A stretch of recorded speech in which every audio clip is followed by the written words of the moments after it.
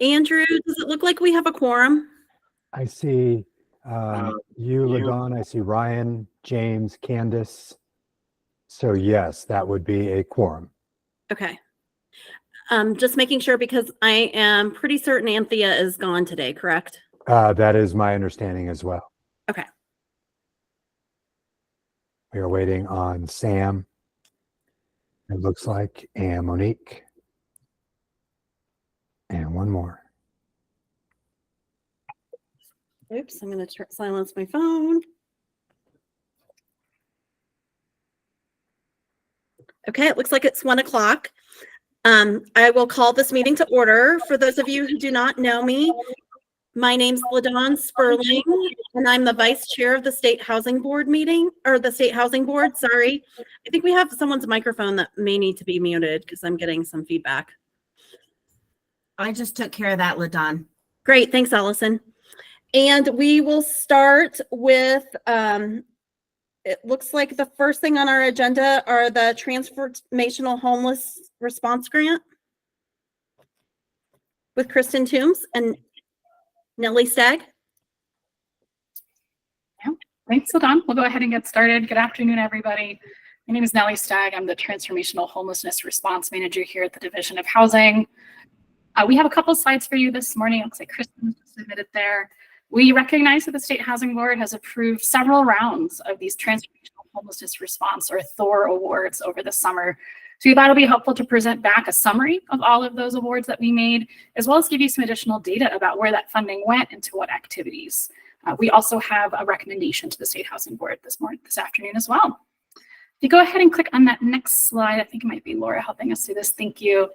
The State Housing Board has previously approved 59 Transformational Homelessness Response, or THOR awards, totaling over $83 million in funding. The memo that we provided the board that's in your packet has information on all 59 of those awards that have previously been approved. It includes the grantee, the recipient of those funds, the amount, the service area for that award, the funded activities, as well as the region of their COC.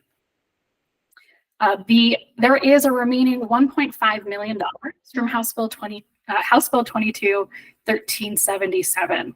So all of the remaining transformational funds created through House Bill 22, 1377 and House Bill 22, 1304 have been allocated and awarded through TAG and THOR.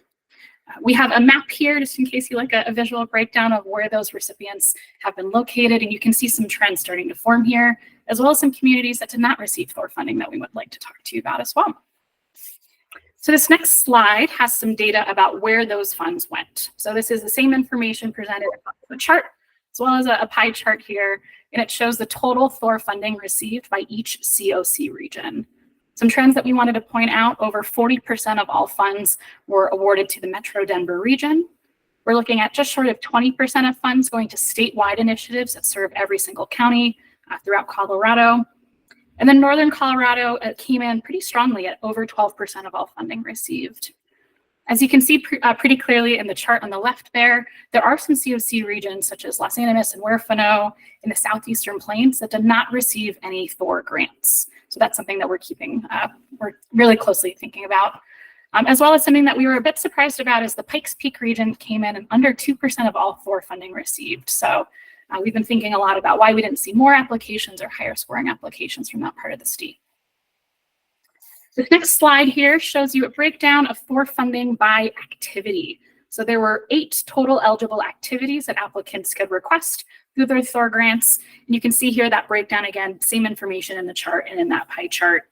We were pretty heartened actually to see the pretty wide range of activities funded. We saw pretty decent distribution across those 8.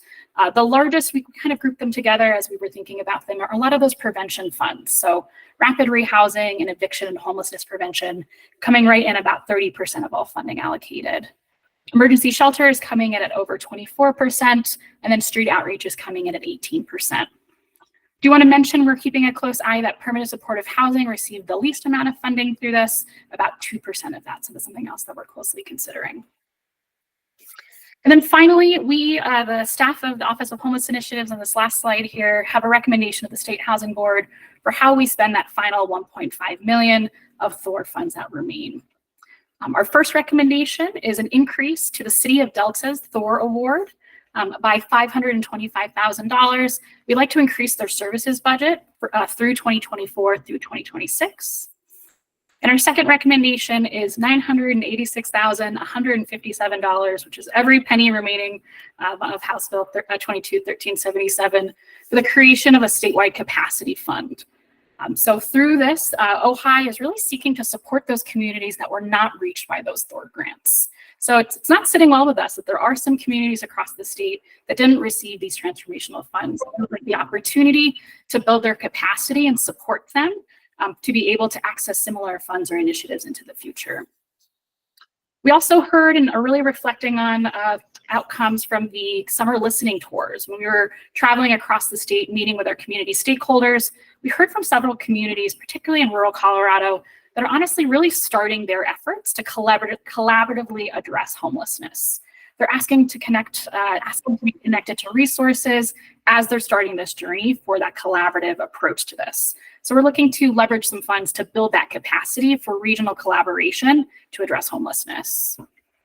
And then we'd like to support those amazing 59 grantees that we have awarded Thor grants to. So how can we support those 59 projects as they implement through ongoing capacity building and customized services? Something that we're particularly keeping close to heart is that we do not want to have a fiscal cliff effect here. We recognize that these grants are one-time in nature. They're set to expire at the end of 2026. And we're wanting to thoughtfully support our grantees in building their financial capacity to sustain this critical work far beyond 2026. And then finally, also coming out of those summer listening tours is having some funds available to facilitate innovation funding for initiatives that we hear are great ideas that could serve all communities across Colorado as they're working to address homelessness. So in short, that's what we're thinking for that statewide capacity fund. I know we're limited on time here, so I'll stop here for any questions from the board.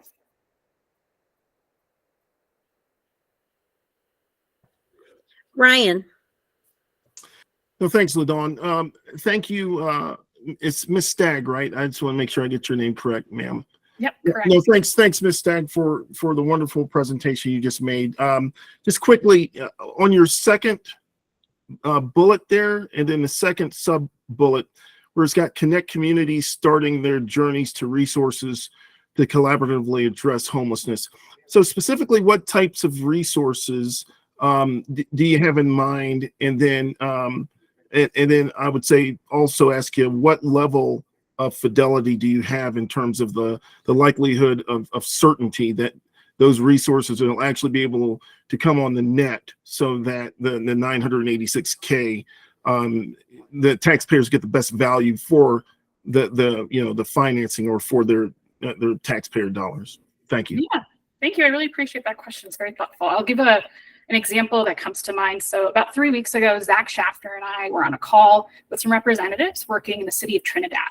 So Trinidad is a rural community in southeastern Colorado, really experiencing a surge in unsheltered homelessness. And they have a coalition that's come together, largely backed by law enforcement, and they are figuring out where to start. They are looking at coordinated entry. They're looking at these nationally recognized best practices that other communities across rural Colorado, across Colorado and the nation have been able to implement. And they're looking for those startup resources, that initial capacity, connection to these playbooks that we have built. So the idea for those funds would be, how can we connect these communities like Trinidad, like other communities that are really looking to take that collaborative approach and bring them into initiatives like Built for Zero, connect them to consultants or capacity building that can kind of leverage that already existing resources and support them as they're getting started on that. So I think our intention for this would be to be able to have some flexibility depending on the needs of their communities. Community like Trinidad might need slightly different resources for startup versus another community. But I hope that answers your question, ma'am. No, yes, ma'am, it does. One quick follow-up. So I appreciate the varied and differentiated as well as stratified approach there. However, studies have shown that there's a correlation or relationship between homelessness and mental health issues. And so, at least from a state government bureaucratic perspective, are you and your team working across, I guess, to your counterparts that deal with mental health, to also make sure that they make the necessary connections, whether it's in communities such as Trinidad, Delta, Montrose, so on and so forth? Thank you. Yeah, that's a great question. I think it's interesting using this Trinidad example. The contact who we met with in Pueblo for our outreach meeting actually is coming from the Colorado Consortium for Prescription Drug Abuse Prevention. So coming from that behavioral health side, recognizing how do we get all of those stakeholders to the table? How do we address the multifaceted sources that are coming in really at the root cause of this? Kristen, if you want to jump in with anything else about how we're kind of cross-sector collaborating with this, we welcome it, but I hope that was sufficient. Yeah, I can share quickly. So Kristen Toombs, the director of the Office of Homeless Issues, and I know that we also have Kelly to go soon in this short time. So I'll just add quickly that in addition to what Nellie shared at that community level, we're also working across agencies at the system level on how we can collaborate and make some systems level changes and help with that coordination across justice system, behavioral health, Medicaid as well, education, et cetera. Awesome. Happy to go into that more, but I know I don't want to. Thank you, ladies. Yeah. I appreciate it. Thank you. So appreciate the question. Thanks. Thanks, Nellie and Kristen. It looks like Sam has a question. Thank you so much, LaDon. Appreciate that. This might be for Ms. Staggs or for Kristen, whoever wants to take the question. It seems like over the last year, 2 years, we've been putting a lot of dollars into homeless initiatives like this, and well-deserved. It seems like our homeless population continues to rise rather than decrease. And I know one of the goals of these dollars is to provide sustainable solutions that can be replicated in other places. And so my question, I guess, is, have we ever commissioned a study to find out what really is the long-term impacts of all the dollars spending, and which programs seem to have the biggest success rate? I think it's one thing to house people, and it's another thing to provide a solution so that they don't become homeless again. And so I'm just kind of curious about what are we learning from all of this, other than that we have a lot of national studies that say this is the best, this is the best method in order to approach the problems. I guess I'm more curious in what are the results. Chris, it looks like Kristen has volunteered to take this question on.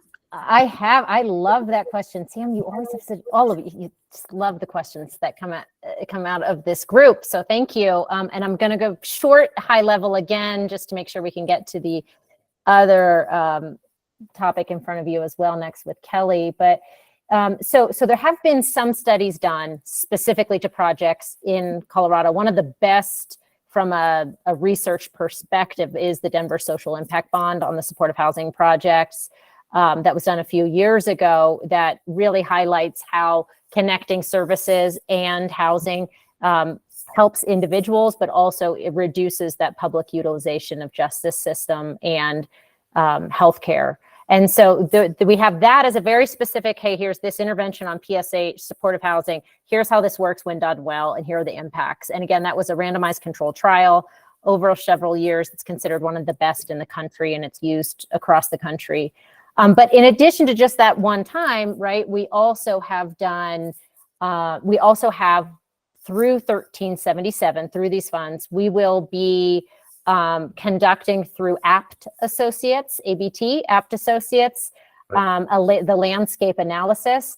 And our hope is that through that landscape analysis, they will be able to help us with not just which interventions work best, or where are we putting money, but to your point, which programs, what components, what aspects work best in which communities for what population. So the key to that is the details in the data, and our hope is that from that study will also set us up with how to continually do that. And then I would just add that we are really excited that we, as the Division of Housing, were awarded the contracts to become the Balance of State Continuum of Care Collaborative Applicant and Homeless Management Information System, or HMIS Lead Administrator. So that's 54 of our counties, but that also enables us to have access to support and tools and abilities from a data perspective that we have never had before. So we'll be more connected to the communities and the efforts in those 54 counties, and we'll be able to have access to that data, keeping privacy absolutely as a priority, but we'll be able to analyze to answer a lot of those questions, Sam. And then finally, I would say that part of the way you can only analyze the data if it's good data. So our Built for Zero work and many of these Thor projects also are building capacity at that community level to help with making sure that the quality of the data on a daily basis is improved. And then there's working through the governor's office, through an interagency cabinet level working group. We're looking at how do we do data exchange, data sharing, interoperability across systems so that we can better analyze, right? Is it, to your point, sometimes if the person is missing from a particular program, that might be that they reunited with family, or it might be that they're in jail and hospital. We need to have access to multiple data systems to truly be able to see where that person went. So we're working out at that systems level too. Talking fast, throwing a lot at you. Happy to go into any of these more, but I also want to maybe not take away time from the busy agenda we have. Yes, So I'll we stop are there. already running behind time. Did you have anything to add, Sam? Maybe just one final question, just from a high level, are we reducing the number of homeless folks, or is the number still increasing faster than population? So that is a great question. What I can share with you is that when we are able to house people, they're staying housed. We're keeping 8 to 9 out of 10 people housed when we move them. So resolving homelessness really well. Through our ERAP program, we saw that we were able to prevent homelessness. Think about, as you mentioned before, I think that we're seeing a lot more homelessness, right? And the numbers are showing that. It would have been even worse if we didn't have the ERAP state and local programs. Now, as those are getting reduced, that is a concern that we're going to see more people fall into homelessness, which is why so much of the funds here and some of the Prop 123 funds we're looking at putting into prevention. So a lot of what we're talking about is helping respond to and resolve homelessness. We're seeing success there. And we saw success with the ERAP program, and we've just got to keep doing that prevention work so they don't keep falling into homelessness. But Sam, those risks, those concerns, those challenges that families are facing every day are still there about falling into homelessness. Okay, thanks so much. James? Thank you. Thank you, LaDon. Quick question, Kristen. Are you working closely with the city of Denver? You know, these recent sweeps, these free sweeps are swept, and then the homelessness being sent into hotels. I think that'll be good information, you know, to give back to this committee about how many people are really staying, staying and continuing to be housed. Are you guys working with the city of Denver on getting some of that data that they get? Great question. So we are in close conversations and coordination where possible with the city and county of Denver, just like we are with any community. They ultimately set the decisions around how and when responses to encampments happen and what decisions are. Where we come in is try to help provide best practices and what are resources to help people stay safe and ultimately help them access and maintain housing. So for example, with some of the, with this closing of some of the encampments like Logan and 8th, that's happening yesterday and today, we've been talking with them about where are the folks going, what assistance you need. The city already had created those resources at Best Western to have folks go to. So we're in conversations with them now about who didn't go there for whatever reason. You can see from advocates or other coverage that there are various reasons people did not have or did not feel it was a good choice for them to go to the Best Western.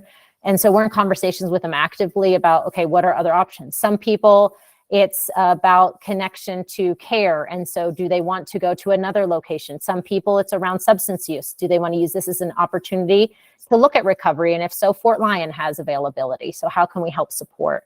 And then finally, we've given them through Thor and other resources, rapid rehousing dollars that help with navigation and connection to vouchers. So how are those incorporated here? So it's a lot of us helping offer information, ask questions, helping brainstorm. and asking things like, of the 70 that they identified at Logan and 8th, how many are not going to the Best Western? Where are they going? Are there ways that we can help you? And so we're having those conversations with them. Okay, I Thank think you. we need to move on to the next topic, which is the Denver Metro Navigation Campus RFA award recommendations. Because I do have a hard stop at like 2:30, so Great. we can't go much over. I can jump in. Thanks, LaDawn. My name is Kelly Barker. I'm the campus manager of the campus team, so I'll try and save a little bit of time here. I have a very brief presentation and award recommendation to make. But I'm here today to request the board's approval of the review team's funding application recommendations for the 5 applications that are listed in your board memo. I just have these 2 slides for you today, and then I will make that recommendation and ask. So this program was formed by the House Bill 22-1378 and House Bill 22-1232, which just revised the original legislation to allow for us to fund more than one applicant. But we were appropriated $50 million in that statute of American Rescue Plan Act funds, 45 million of which from 1378 we'll be recommending to award today.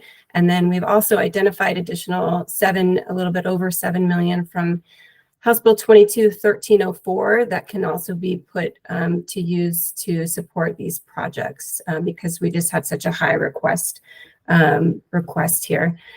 So a little bit more on the navigation campus model. This is the first time DOH has ever exclusively had a RFA to fund this navigation campus model. We centralize a campus is a centralized service model that provides low barrier public access to a continuum of wraparound co-located services. So you can think of it as kind of a one-stop shop for services for the unhoused population. We really focus this model is best for individuals with complex needs and long lengths of homelessness. So it's really streamlining that access to services that will be used as an engagement tool, that are used to reduce barriers to accessing housing and also streamlining and facilitating that access to housing. So those are really the goals of a navigation campus. We received 6 applications on the July 31st deadline requesting over $79.6 million. And we had a very thorough and thoughtful review process. We had 3 reviewers per application evaluated for a number of criteria that fell into these 3 broad categories of project concept and design, services, and impact. We are recommending to fund 5 of those 6 applications with awards totaling $52,049,000 with contingencies. And we added those 4 broad contingencies listed in your board memo, really as a way to balance the need to make these awards quickly and also ensure that we do our due diligence with all of the numerous components within this award, which includes development activities, including new construction, renovation, includes operations and services, and includes vouchers and tenant support services. So it's a little bit of a kitchen sink of an award, but really trying to centralize all these services into one component to best meet the needs of the community and the unhoused residents. I will note here, we also added want to recommend awarding 300 vouchers among 4 applications and $1,080,000 in tenant support services in total. And I'll just note that this was accidentally omitted from the board memo, this $1,080,000 in tenant support services. So we do want to include that in our recommendation, and can move to the next slide. So this last slide shows a little bit more of the details of all of the applicants.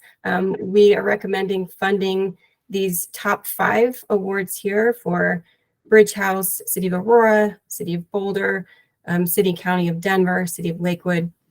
Bridge House encompasses the Tri-Cities area of the metro area, which includes the cities of Sheridan, Inglewood, and Littleton.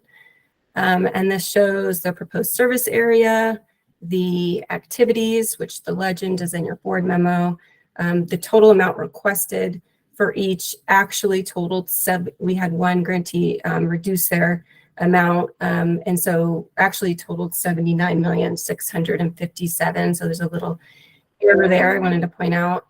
And then this is our recommendation to fund the full 45 million. This is how we are recommending funding in each applicant.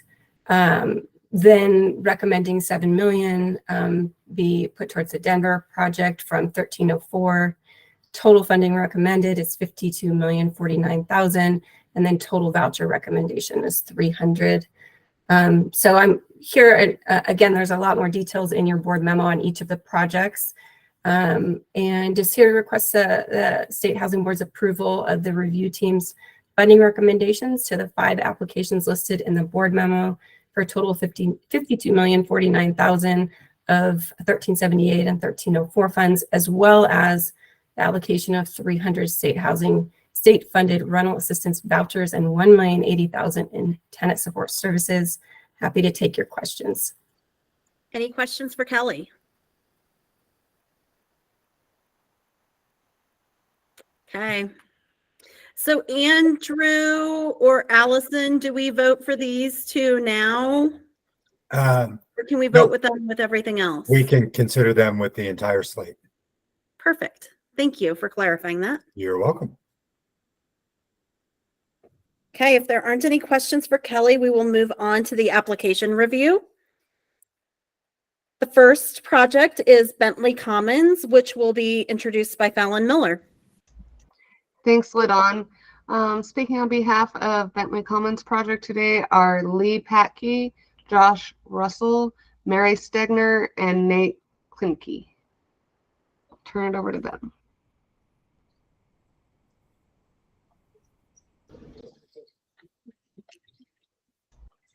Lee? Yes. Okay. Sorry about that. Good afternoon, everybody. My name is Lee Patke. I'm with Gruscio Housing. I'm here representing a partnership of GPR Properties. Although Gruscio's name is on the application, I represent really 3 organizations. Gruscio Housing does affordable housing development, property management, and resident resources at 27 properties in El Paso and Teller County, including 4 tax credit properties. Our partners in this are Partners in Housing, represented by Mary Stegner. Mary's team does transitional housing for families working their way out of homelessness. And Nate Klimke represents the Rocky Mountain Community Land Trust. They have a land trust model affordable home ownership program with over 200 homes in their portfolio. So really in our area, we represent a continuum of housing opportunities, and we've worked together for over 2 decades. Also on the call today is Josh Russell with Medici Development Group. They're our development partner and fee consultant. And can't leave without thanking U.S. Bank, not with us today, but they've been committed champions of this project and will be our investor. A little bit of the story of Bentley Commons. This is really a legacy project for us, and represented by long-term commitment by our GPR partners. This was originally funded by the MSP program in 2009. It was basically 24 units and a clubhouse of brand new housing that was foreclosed on, but came into our affordable housing inventory in the partnership under GPR.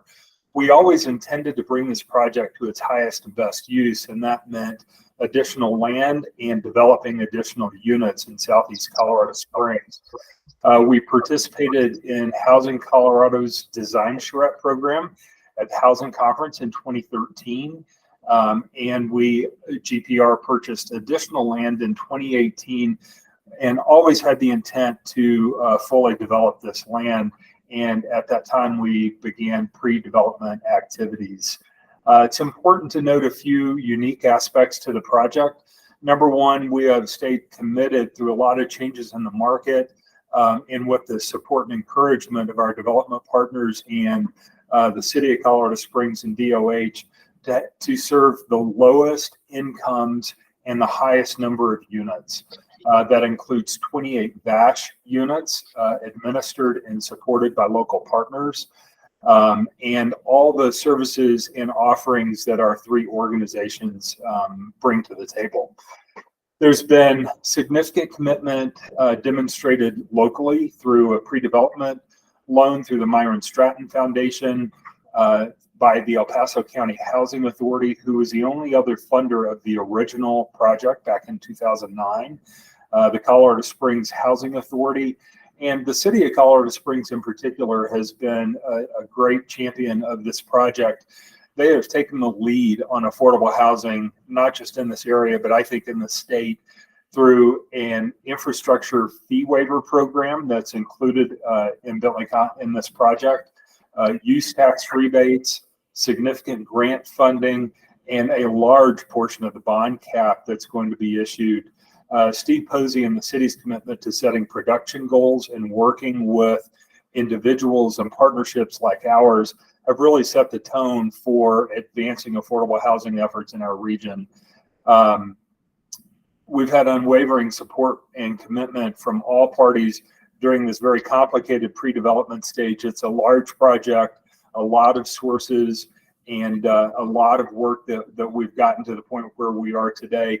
But special thanks to the DOH team and to CHAFA. Thanks to all of them and to you, we are prepared to close on this project in November and to start construction. So we are with a coordinated and committed team. We are ready to go on this project. Fantastic. It looks like Andrew's raised his hand. Yep. Just want to say thanks, Lee, and a gentle reminder to all that we're running a bit behind schedule. So we need to be as brief as possible. Yes, we have about 5 minutes allotted for each project, including Q&A. So great. So does anyone have any questions about Bentley Commons? James. Yeah, Lee, James Martinez, with the cost of construction materials, have you accounted for, interest rates moving forward and the cost of materials on the construction site? Do you foresee coming back and asking for additional funds in the future? We do not. Josh may want to comment about this, but I'll tell you that we've worked closely with Palace Construction over the last year, and not just plug numbers, but real numbers from real vendors. And they have kept pace with throughout the project.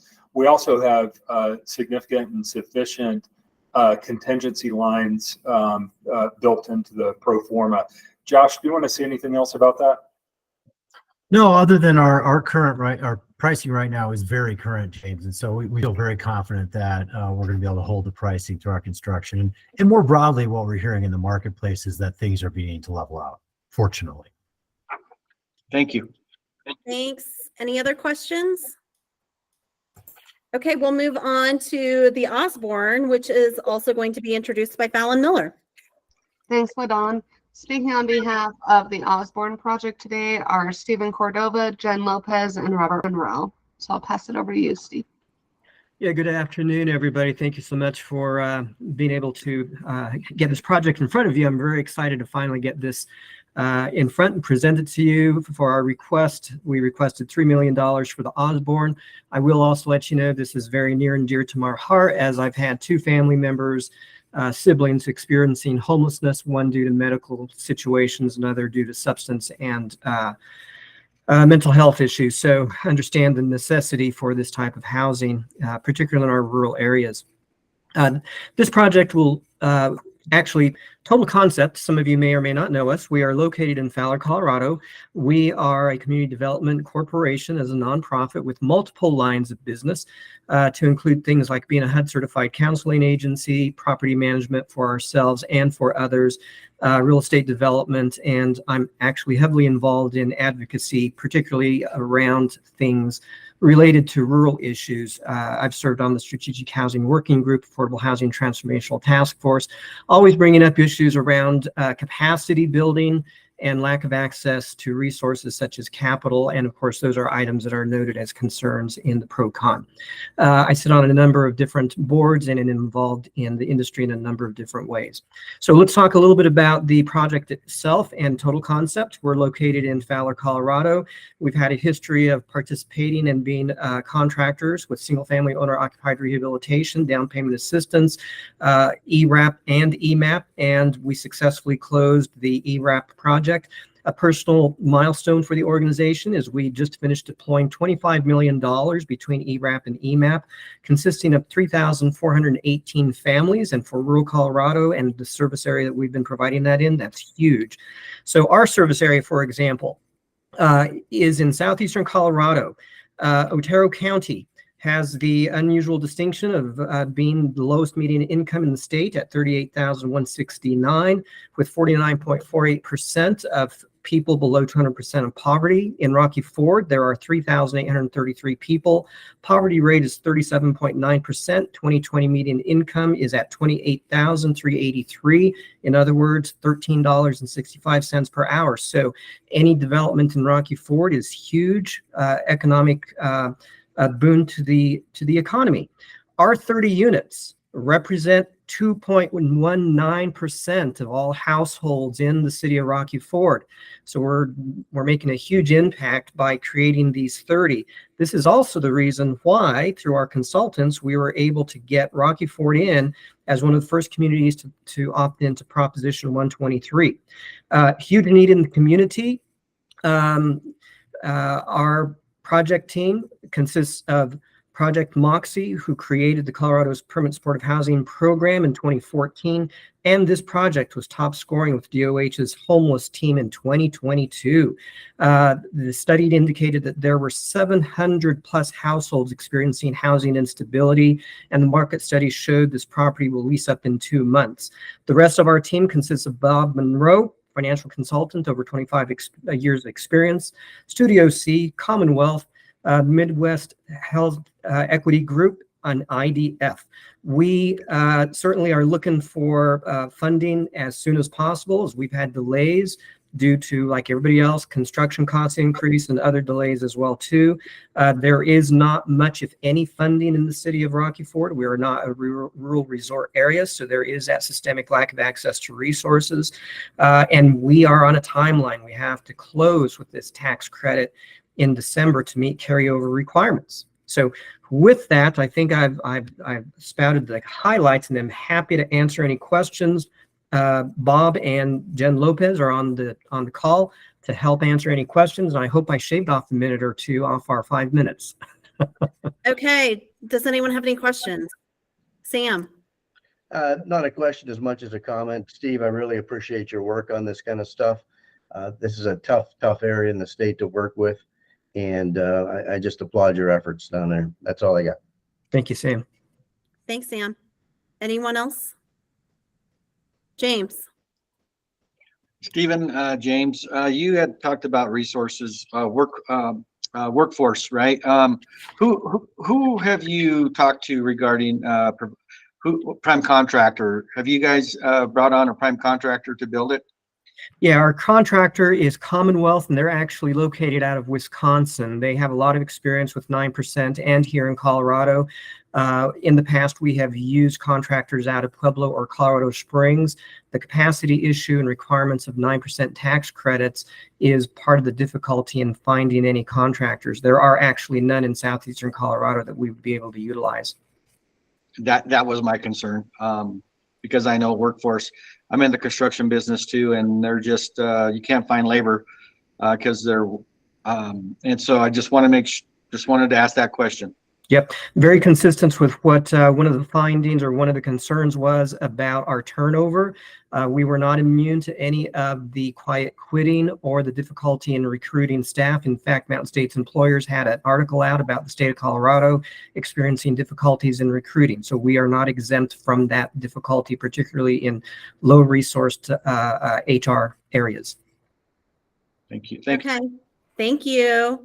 So I think we need to move on to the next project, which is Star Rise at North Weld Village. And Andrew Ashley is going to introduce that one. And Andrew's out of the office today, so you get me. I will introduce this project Oh, today. thanks, Olivia. Olivia No Cook is worries. introducing. Thanks. And today, to briefly talk about their project, we have Sarah Bott and Jody Hartman. Hello, everyone, and thank you for this opportunity. High Plains Housing Development is a nonprofit affordable housing developer. We are proposing to build a 58-unit permanent supportive housing project. Our community has been looking at solutions for our homeless situation for quite some time, and we really feel like we are at the right place at the right time with the right project. We appreciate all the support DOH has provided so far with a project-based voucher commitment and TSS funding. So thank you for the opportunity to talk about the project. So what is most unique and important about the Starrise Apartments is the many community partnerships that we've been able to put together. First of all, a very unusual situation. We had a private donor who donated a 6.5 acre property infill. It's in one of the older parts of Greeley. He donated this property to High Plains with the express intent of being able to develop this property for affordable housing for our homeless population. It's in an ideal location, located very close to many of our community resources, transportation and employment. So it really has become just the perfect property to develop. The city of Greeley is really highly motivated to help solve our homeless situation and is at the table with us with commitments for funding.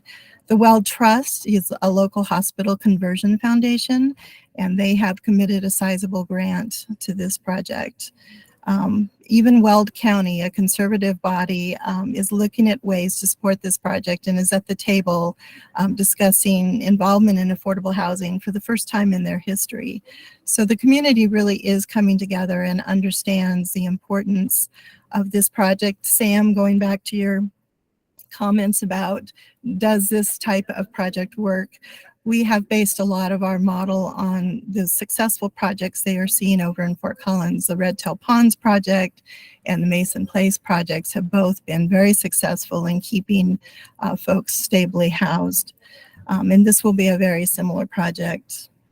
And most of all, High Plains is highly committed to this project. We've invested substantially in the pre-development of the project and are committed to providing some of our development fee to the supportive services that will make this project permanently affordable. And most of all, too, I think, is the development team we've been able to put in place. Sarah Bott is here with me today, but we've had several community experts who are helping with this project and making it a viable project. So again, this will be Greeley's first fully housing first permanent supportive housing congregate project, and we're pretty excited to be able to bring this to you. Great, congratulations. Any questions on this project? Sam? Yeah, not so much a question. And again, as a compliment to Jody and her team, I happen to know that she's been working on this project for a number of years now, and it's just so great to see it come into fruition. And just wanted to congratulate you and bring the project. Fantastic. Anyone have anything else? Okay, we'll move on to Jacoby Meadows. Olivia, is that also you? Okay, Sure is, Olivia yes. Cook. Happy to introduce Eric Hull and Jeff Venice to talk about their project here. All right, thank you very much. First of all, Eric is traveling today, so you just have me to listen to, Jeff. And also online is Frankie Cole, the Windsor Housing Authority Board Chair. In the event there are Windsor Housing Authority specific questions at the end. So I'm going to go back about 5 years, and this project has been in the works for that long. Originally, it was commissioned by the town of Windsor, challenged us to help develop a senior housing project because of the strong need for affordable housing in Windsor This would be the first senior-specific LIHTC project in that town of about 30,000 residents. But I'd like to point out that since the 2020 census, the town has grown 25%, and affordable housing has not kept up at all. There's been no affordable housing development. And on top of that, the average income is about $133,000. Loveland Housing Authority, as is our tradition, is working with Windsor in their housing authority, really because of the need to help capitalize a smaller housing authority with the plan of creating assets over time, so that they can work towards independence. We've been successful. We've created 2 LIHTC multifamily projects in Windsor, totaling 80 apartments, and the Loveland Housing Authority also manages 70 USRD funded apartments for that housing authority. I'd really like to stress the support of the town of Windsor itself. And I'd like to point out that because of their size, they do not have access to CDBG or home, and they're not in the QCT, so no boost there. And for this project, as we've worked on it the last 5 years, they've really stepped up to the plate with $1.1 million in fee waivers and nearly $500,000 grant, which was originally intended to be a TAG match. In the early going, we thought that funding would be available as well as the normal DOH funding. But when we realized that wasn't, they still honored their commitment to keeping that grant in place. And in addition, the Greeley-Weld Housing Authority has offered 8 project-based vouchers for this project, obviously to serve the 30% households in need. So we've been working on this for five years, diligently applying for tax credits 3 times. And each time we applied, we didn't just go back with the same design and the same pro forma. We really worked hard to redesign it and reduce cost. And eventually what that meant was going from 2 stories to 3 stories, which also included a variance from the town. We had to demonstrate the cost effectiveness of doing that, which obviously they agreed to. We also left no stone unturned. We got a little bit crazy in the early going and even commissioned a consultant to help us look at modular construction. And frankly, it just didn't pencil out. There were maybe some schedule benefits, but in the end, no bottom line benefits. So we're going with traditional build. We've also gone through several VE exercises, as is norm for these projects. We've looked at things such as common area, amenities, finishes, those types of things. But some things we didn't give up on, like in-unit laundry, which we think is especially critical in a senior project. I'd say most important, but maybe not most important, but this project is about as shovel ready as we can get. The site is owned by the Windsor Housing Authority. The final plat has been approved by the Planning Commission in the town board. The development plan has been approved, and all that's left are the construction drawings, which are about 95% complete at this point. We're about 6 weeks away. The reason I'm here is to talk about the budget difficulties and the need for support. Tax credit pricing, as you all know, is a little disappointing. We've been marketing this, and we received bids as low as 84 cents and as high as 89 cents from our good partner, Wells Fargo. Like everybody else, interest rates, construction costs are hurting us. I don't need to talk about that. But one important piece that is overlooked in Windsor is that because they are in Weld County, they're subject to the Weld County AMI rents, which for a 2-bedroom unit at 50% is about $200 difference per unit. And that really reduces our debt capacity on the project. And so keep that in mind when I get to the end.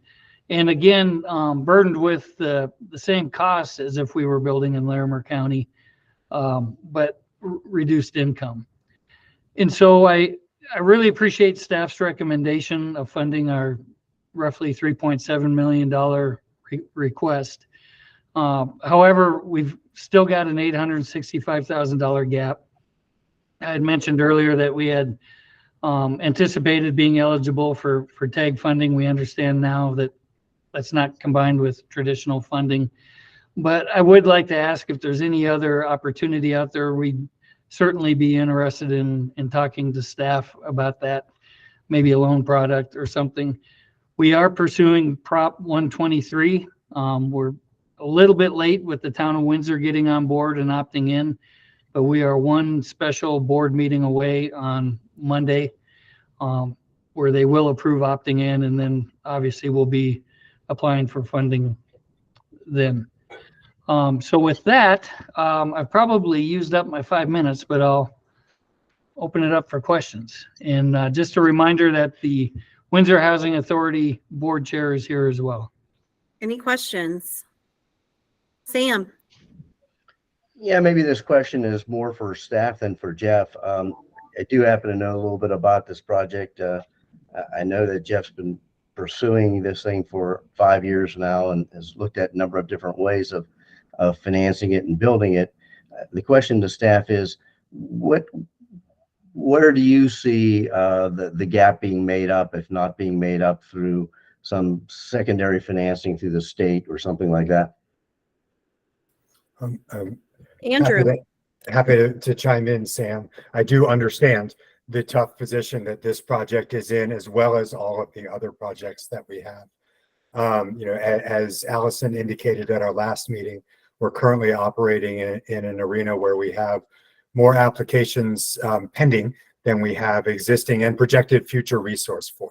So we are at a point where we are what we call forward committing on projects. So that takes away a lot of the leeway that staff has to make awards above our guidelines. And this one already is $750,000 above our stated guideline.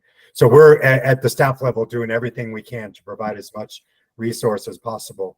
I absolutely appreciate that Jeff and crew were able to talk with the town of Windsor to get them to hopefully opt into Prop 123, Sam, because I believe that for rental projects, that is the biggest safety valve or relief valve to some of these cost overruns, is the OEDIT, CHAPA concessionary debt and or land banking programs that will allow projects to access some of the voter approved Prop 123 funds that unfortunately at the state for standard LIHTC type developments, not PSH, are not under our purview. So Sam, I believe that concessionary debt opportunity through the OEDIT CHAFA program is probably the best state level bet that applicants have. In order to get projects that have already been approved for tax credits and are shovel ready to go, I've seen you on other projects provide maybe a secondary loan to help them get off the ground, with the idea that that secondary loan will be repaid in a shorter period of time with some of these other funds that you just mentioned. Is that a possibility here? That is certainly a possibility that we have considered in kind of looking at the overall funding. So, clearly when push comes to shove, in this 5 minutes, we'll never say never, but all of those possibilities have been kind of considered and underwritten, and we have looked at all of the variables, including other projects kind of in the pipeline, while trying to stretch to make the maximum award we can within our budget discipline. Okay, thank you. Thanks, Andrew. Any other questions? Okay, so we are moving on to Village on Main, and Pamela Gibson will do the introduction. Thank you, LaDon. I'm pleased to present Katie Pung with the Longmont Housing Authority and Sarah Bott, the project consultant. I am Katie Pung, and I'll be speaking on behalf of the Longmont Housing Authority today for our Village on Main project. And as Pam mentioned, we have Sarah here to assist with questions or anything like that. So Village on Main is an existing senior property in the kind of heart of downtown Longmont, right on Main Street, if you are familiar.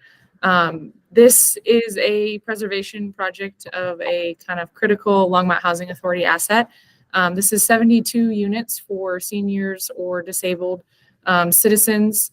It is a extremely low income population that currently resides in the building. About over a third of the building is currently 30% AMI and below. And the average last time we checked of the area median income is 33%. So you can see that the vast majority of these residents are extremely low income on a fixed income. And so working to preserve and rehabilitate the building to keep it in existence for LHA and in their portfolio for the long term.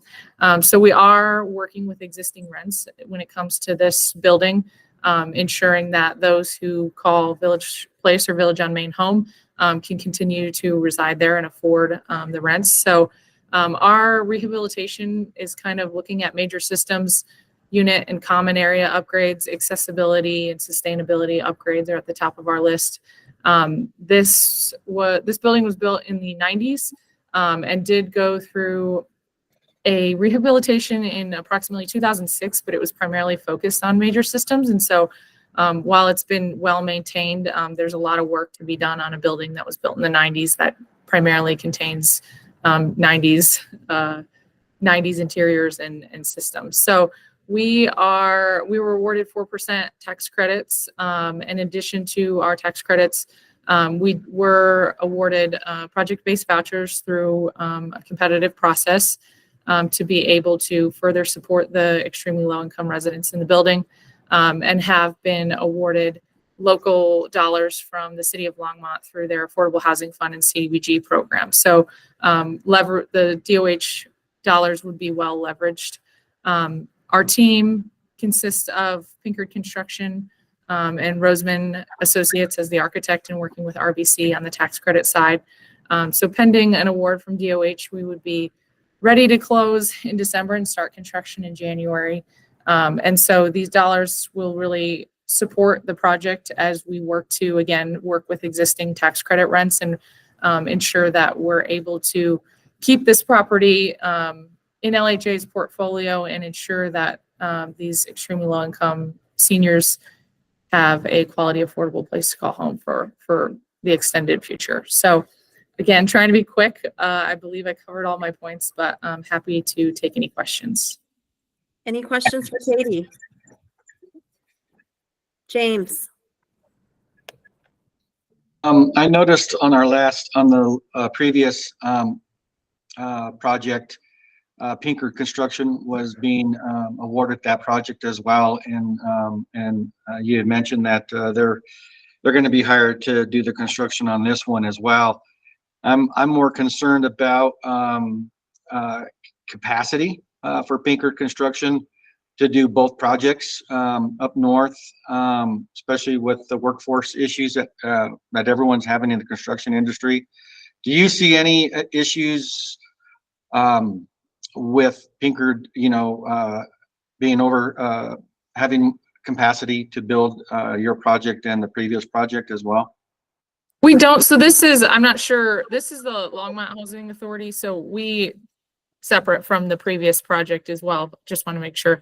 But we went through a competitive process with them and selected Pinkard and kind of analyzed their capacity, and we feel confident in their ability, particularly with an occupied rehab. I think there's a lot of support needed from the general contractor. And that was one point I didn't make with this, is it obviously is an occupied rehab and doing it in phases. So residents will be temporarily relocated, but no permanent relocation. But speaking to your question, I think we're confident in Pinkard's ability. We have a solid pre-construction manager and construction manager that is working on a project in Fort Collins as well. So kind of already in northern Colorado. So we don't have significant concerns for that. I think their reputation and other projects kind of speak for themselves on their ability to manage. So we're happy with our selection and are hopeful that again, as I'm sure we'll all have challenges on the construction front, but we feel confident that they'll be able to manage.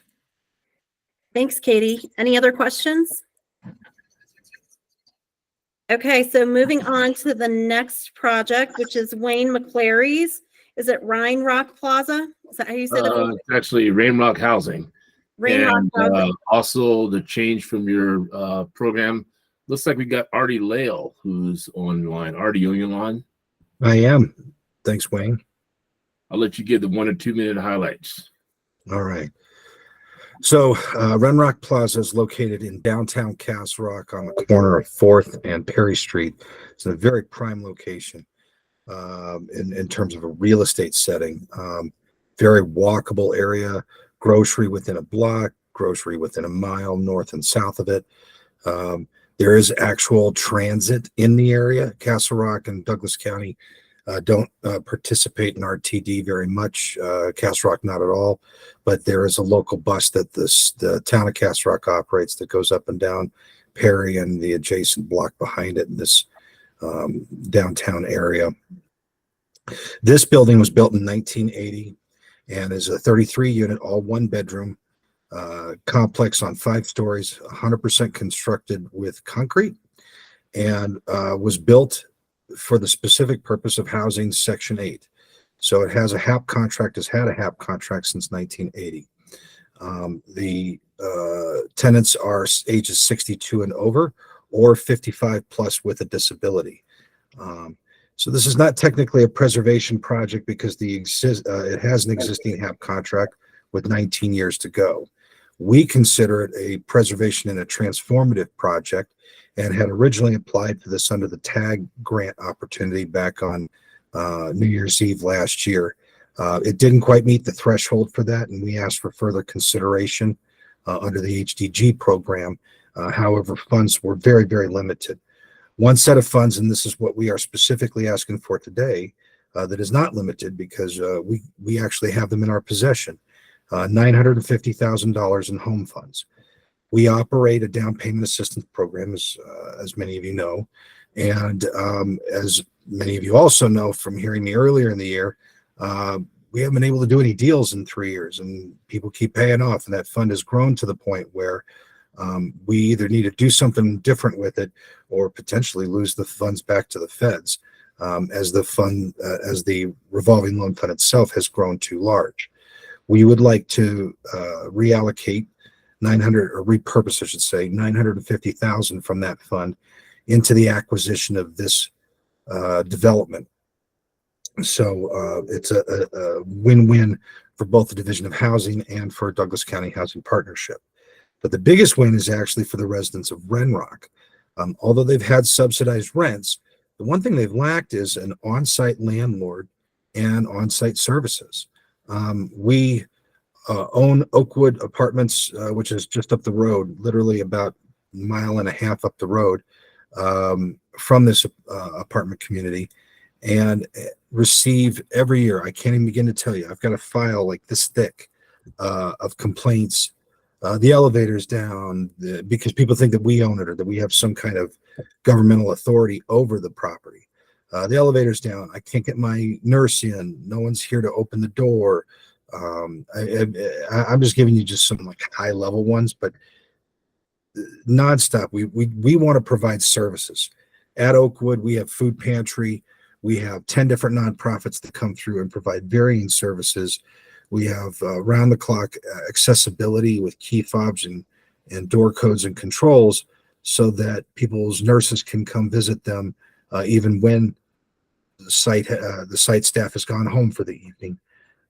We want to provide the same exact level of accessibility and care. We've spoken with the local government agency, our area on agency, Douglas County Aging Resources. They are extremely excited that we are acquiring this property. And we've been eyeballing it for many years. My former executive director, Diane Leavesley, made countless offers on this property to the current seller. The seller has finally conceded that it's time for them to give up the ghost, as it were, and sell the property. And so they desire to sell it to us. After several months of negotiation, we got it under contract for $7.2 million. We are allowed to borrow $5.4 million with a loan from Bank of Colorado. 75% of the value, and it did appraise at 7.2 million. The Bank of Colorado has also done us a couple of favors on the financing. First off, as a governmental authority, we used our bonding capacity to issue ourselves bank qualified tax exempt debt through their loan. So that got the interest rate down quite a bit. And we are actually going to get a buy down, if you can believe that, on a commercial loan rate that'll bring it under 5%. Those two things together made the deal very tenable. It came down to the down payment, the gap financing, and we are short about $2.5 million. In our tag request, we'd asked for $2 million on top of moving some of the home funds. As it's panned out, we are very grateful that we can move these home funds upon staff recommendation, and we are further grateful to Douglas County as this is something Wayne didn't even get to hear about because it happened yesterday afternoon. We met with the Douglas County commissioners, and they voted unanimously and signed a letter of commitment to providing a $1.5 million deferred loan. It will still have to be paid back, but not due and payable until we sell or refi. So that puts us in a prime position to be able to operate the property in a healthy way, provide the services that we need to provide there for the folks that live there, and give them adequate staffing so that they can enjoy living there and have a more full life. We do need to do about $150,000 worth of rehab, which is built into my just over $8 million budget on this acquisition. And the picture you see in your report is what it will look like when it's beautified. Right now, it's all gray and very institutional, and no awnings and no pergolas and no outdoor spaces for the community to access and enjoy. But we're going to change all that. So Artie, Andrew's raised his hand, so I think he's prodding us to move along. Unless you have a question, Andrew. No, sorry about that. Just trying to be friendly, and we still have 2 more deals, and we're past time. Yes, we are past time. Does Thank you, guys. anyone have any questions on this project? Okay, so we are moving on to Park Plaza, and that is also Wayne. Yes, Dominic Acevedo is here to present for Park Plaza. Thank you, Wayne, and I'm very excited to be here today to present to the State Housing Board the Park Plaza project. Not only are we preserving 26 units from a 1959 building, 6 of which will be affordable to those at 30% and below, but all affordable at 60% below.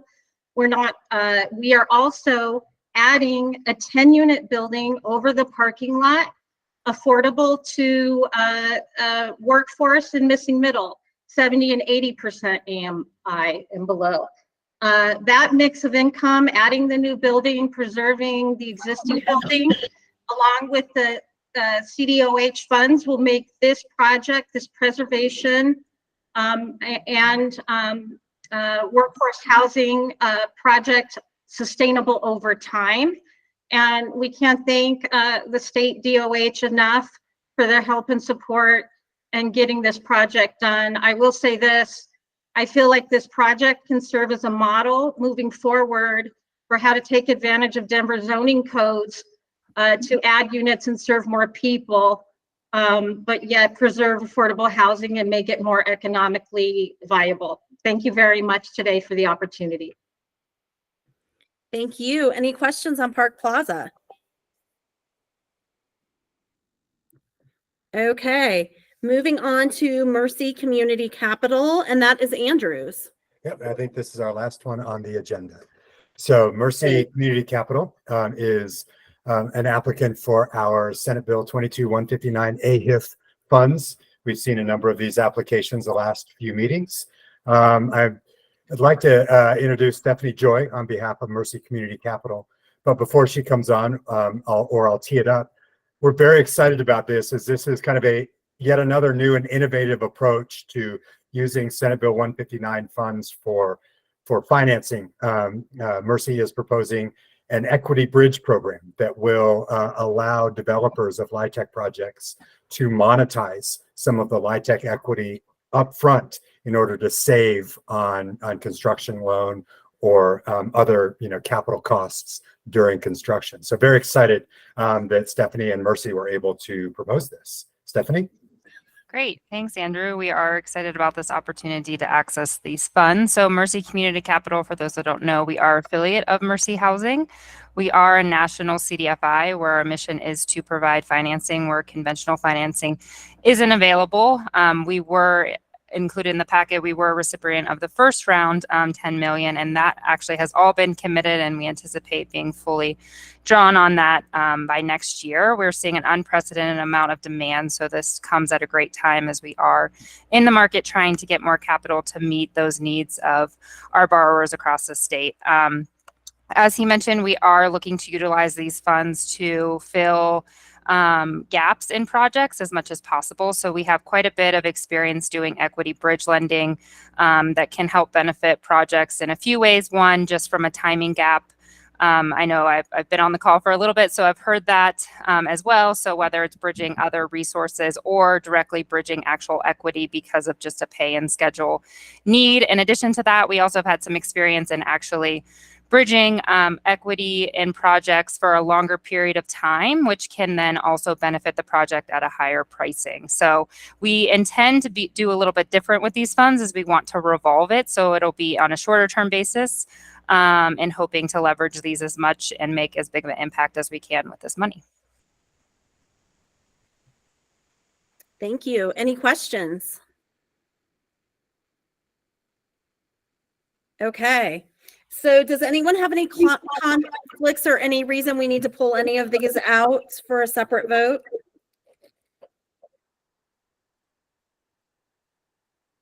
Okay, seeing none, could I get a motion to approve these projects? Sam? Oh, go ahead.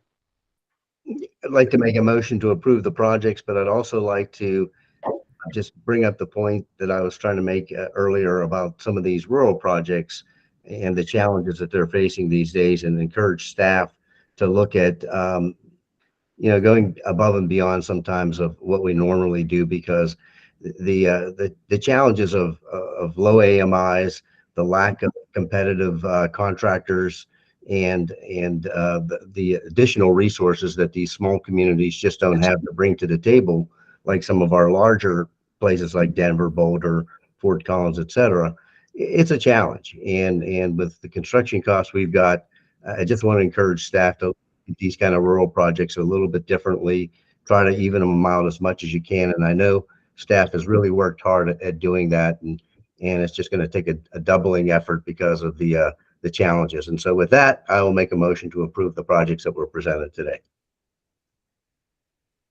Andrew, I second.